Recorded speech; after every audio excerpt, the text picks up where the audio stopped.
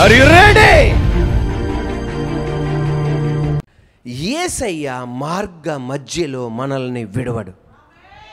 చెప్పండి, యేసయ్య మార్గ మధ్యలో మనల్ని విడవడు. ఈ విశ్వాస జీవితాన్ని మనం ఆరంభించాలా. మనకెవ్వరికీ యేసయ్య అంటే ఇష్టం లేదు. ఈ భక్తి మార్గం, ఈ ప్రార్థన మార్గం, ఈ పరిశుద్ధ మార్గం, ఈ యథార్థ మార్గం, ఈ వాక్య మార్గం మన ఎవ్వరికి ఇష్టం లేదు. మన శరీరం ఒప్పుకోదు, మన కళ్ళు, మన హృదయం, మన ఆలోచన ఒప్పుకోదు. సృష్టికర్త జోక్యం చేసుకొని ఈ ట్రాక్ మీదకి ఎక్కించాడు ఆయన.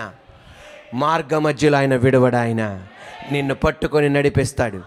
అపోస్తుడైన పౌలు యొక్క విశ్వాస జీవితం ఆయన ఆరంభించింది ఆయన శక్తి వల్ల కాదు, కృపచేత రక్షింపబడ్డాం.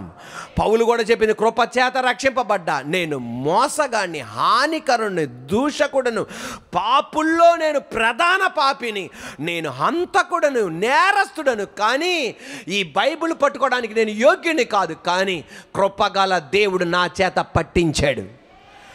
దేవాది దేవుడే ఇతని చేత ఆరంభింపజేశాడు. మార్గ మధ్యలో విడవల. అటువంటి శోధన గుండా వెళ్ళాడు, అటువంటి దుఃఖం గుండా వెళ్ళాడు. అసలు ఈయన భక్తిలో నిలబడతాడా, ఈయన విశ్వాసంలో నిలబడతాడా, దేవుని మార్గంలో నిలబడతాడా అన్న శోధన గుండా ఆయన వెళ్ళాల్సి వచ్చింది. కానీ దేవాది దేవుడు అతన్ని నిలబెట్టాడు. ఈ రోజున ఆయన మనల్ని నిలబెడతాడు. తల్లిదండ్రులు ఒక కుమార్తె, తల్లిదండ్రులు యాక్సిడెంట్లో చనిపోయారు. ఎలా నిలబడిద్ది అనుకున్నారు, దేవుడు నిలబెట్టాడు. ఈరోజు అనేక దైవ జనులకు ఆమె దీవెనకరంగా మారింది. మార్గ మధ్యలో ఆయన మనల్ని విడువడు.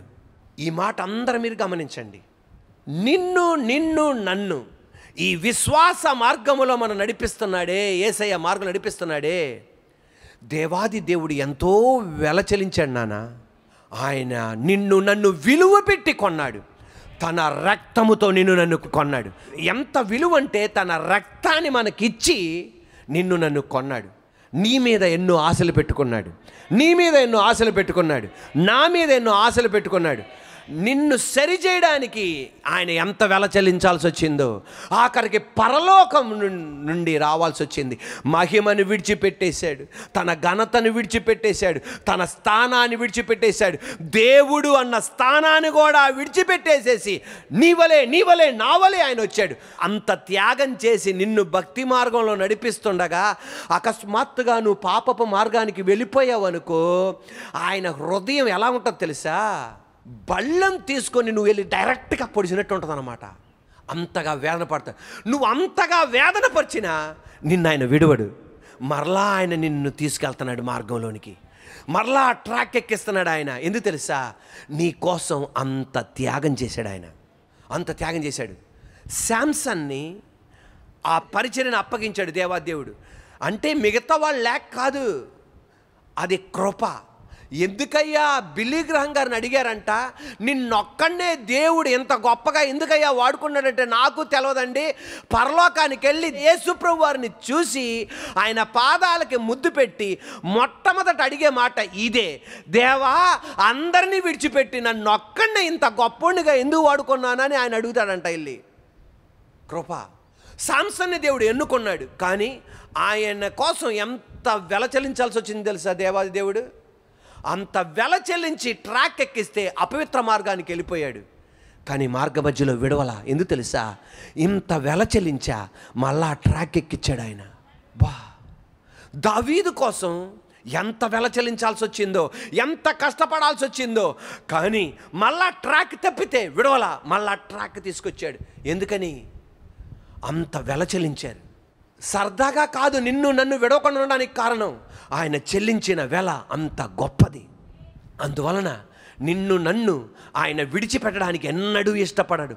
దానికి అర్థం ఆయన కృప చూపెడుతుంటాడు, మళ్ళా నేను పాప మార్గానికి వెళ్ళిపోతా, మళ్ళా కృప చూపెడుతుంటాడు, పాప మార్గానికి వెళ్ళిపోతా, మళ్ళా కృప చూపెడుతుంటాడు, పాప మార్గానికి వెళ్ళిపోతా. అలాంటి మూర్ఖంగా నువ్వు బతకూడదు. హఠాత్తుగా మరణం వచ్చేస్తుందంట అలాంటి వాళ్ళకి. అకస్మాత్తుగా ఎన్నిసార్లు గద్దించినను మాట వినని వాడు హఠాత్తుగా మరణిస్తాడంట. అకస్మాత్తుగా వచ్చేస్తుంది డెత్. అది నీకు అర్థం కాదు. అప్పుడు భయంకరం. అగ్ని ఆరదు, పురుగు చావదు అన్న స్థలానికి నువ్వు వెళ్ళాల్సి వస్తుంది. అప్పుడు నువ్వు వేదన పడాలి. ఏంటిదిరా ఇలా జరిగిందని. ఆఖరికి నీకు కూడా అర్థం కాదనమాట సెకండ్లో ఏం జరుగుతుందో అని. ఈరోజు నేను చెప్పనా, ఆయన కృప కలిగిన వాడు, నిన్ను మార్గ మధ్యలో ఆయన విడవడు. దానికి అర్థం 24 గంటలు దారి తప్పుతా మళ్ళా ఎక్కుతా, దారి తప్పుతా మళ్ళా ట్రాక్ ఎక్కుతా, దారి తప్పుతా ట్రాక్ ఎక్కుతా. అందుకే అపోస్తలుడైన పౌలు అంటాడు, ఆయన కృప కలిగిన వాడు, నేనేమై ఉన్నానో ఆయన కృప, ఆయన కృప నేను నిష్ప్రయోజనం చేసుకోవాలా. ప్రైజ్ ది లార్డ్, హల్లెలూయా.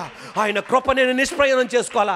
నన్ను క్షమిస్తున్నాడు రా బాబు అని చెప్పేసేసి మళ్ళా పాపంలోకి వెళ్ళిపోవటం, నన్ను క్షమిస్తున్నాడు రా బాబు అని చెప్పేసేసి మళ్ళా పాపంలోనికి వెళ్ళిపోవటం, నన్ను క్షమిస్తున్నాడు రా బాబు అని చెప్పేసి మళ్ళా పాపంలోకి వెళ్ళిపోవటం, నేనేం చేసినా దేవుడు చూసి చూడడు వదిలేస్తున్నాడు రా బాబు అని చెప్పేసి మళ్ళా పాపంలోకి వెళ్ళిపోవటం. నో, ఆయన కృపను మనం నిష్ప్రయోజనం చేసుకోకూడదు. అప్పుడు నీ జీవితంలో నువ్వు ఏమీ చేయలేవు, వేదన పడాల్సి వస్తుంది, దుఃఖపడాల్సి వస్తుంది. నేను ఈ వాక్యం చెప్తుండగా, గుండెల్లోనికి దేవుని వాక్యం వెళ్తుండగా, ఈ మందిరములోనే నీ ఇంట్లోనే పశ్చాత్తాపడడానికి రెడీ అయితే ఆ మరణము నుండి నా దేవుడు నేను దూరపరచబోతున్నాడు, ఆ పతనము నుండి దేవుని దూరపరచబోతున్నాడు, ఆ నింద నుండి నా దేవుడు దూరపరచబోతున్నాడు. హల్లెలూయా. నువ్వు కూడా చెప్పాల్సింది, ఆ కృప నేను నిష్ప్రయోజనం చేసుకోవట్లా. Praise the Lord. ఆయన ఎంత ప్రేమ కలిగిన వాడంటే పౌలే అన్నాడు, ఏ కొలబద్దతో కూడా కొలవలేమని. అంత గొప్ప ప్రేమమయుడు ఆయన, అంత కనికరం కలిగిన వాడు ఆయన. ఒక రోజున నెపోలియన్ అన్న చక్రవర్తి దగ్గరకు ఒక తల్లి వెళ్ళి, రాజా, నా కుమారుడికి మరణశిక్ష పడింది. ఎవరమ్మా? పలానా పలానా. వాళ్ళ అమ్మవా నువ్వు? ఎంత మూర్ఖుడమ్మాడు. ఒక్కసారి కూడా చేసింది, ఒకసారి క్షమించా, రెండోసారి కూడా క్షమించా, అందుకే మరణశిక్ష విధించానమ్మా. వెంటనే ఆమంది, రాజా, నా బిడ్డని క్షమించయ్యా. నీ బిడ్డను క్షమించలేను, న్యాయ ప్రకారం నీ బిడ్డ మరణించాలి, మరణమవుతాడు అంటే ఈ తల్లి అంది, అయ్యా, నేను న్యాయం అడగటానికి రాలా, కృప చూపెట్టమని అడగటానికి వచ్చా. కృప పొందడానికి కూడా ఈడు అర్హుడు కాదమ్మా. ఇద్దరిని 2 విషయంలో పొరపాటు చేశాడు, అందువలన నా మరణానికే అర్హుడు. అవునయ్యా రాజా, కృప అంటే ఏంటయ్యా? అర్హుడు కాకపోతే, అర్హత లేని వాడికి అర్హత కలిగిందనుకో, దాన్ని ఏమంటారు? కృప కదయ్యా. నా బిడ్డ బతకటానికి అర్హుడు కాదయ్యా, కానీ కృప చేత బతికేటట్లు అర్హత కలిగించవా? వెంటనే ఆయన అన్నాడు, న్యాయం కోరలా, కృపను కోరావు గనక నేను క్షమించి నీ బిడ్డను నీ ఇంటికి పంపిస్తున్నా. ఈరోజు యేసయ్యతో మనం చెప్దాం, ప్రసంగం చేస్తున్న నేను, మనం అందరం దేవుని దగ్గర చెప్దాం, అయ్యా, నీ న్యాయం కాదయ్యా, నీ కృప నా మీద పడును గాక. మనుషులు వీడి మీద శిక్ష పడిపోవాలి అన్నంత మాత్రాన శిక్ష పడేటట్టు చేసేవాడు కాదు ఆయన. ఆమేనండి. ఎవరో ప్రార్థన చేశాడు చచ్చిపోవాలి అనగానే అలా చంపేవాడు కాదు ఆయన. వాళ్ళు మొక్కలైపోవాలని ఎవరో ప్రార్థన చేయడం వలన అలా చంపేవాడు కాదు ఆయన. నీ మీద కృప చూపెట్టడానికి రెడీ. ఆయన మార్గ మధ్యలో నిన్ను విడువడు, కానీ ఆయన కృపను నువ్వేం చేసుకోకు, నిష్ప్రయోజనం చేసుకోకు. Praise the Lord, hallelujah. Praise the Lord, hallelujah. ఆయన కృపను ఏం చేసుకోకు, నిష్ప్రయోజనం చేసుకోకు.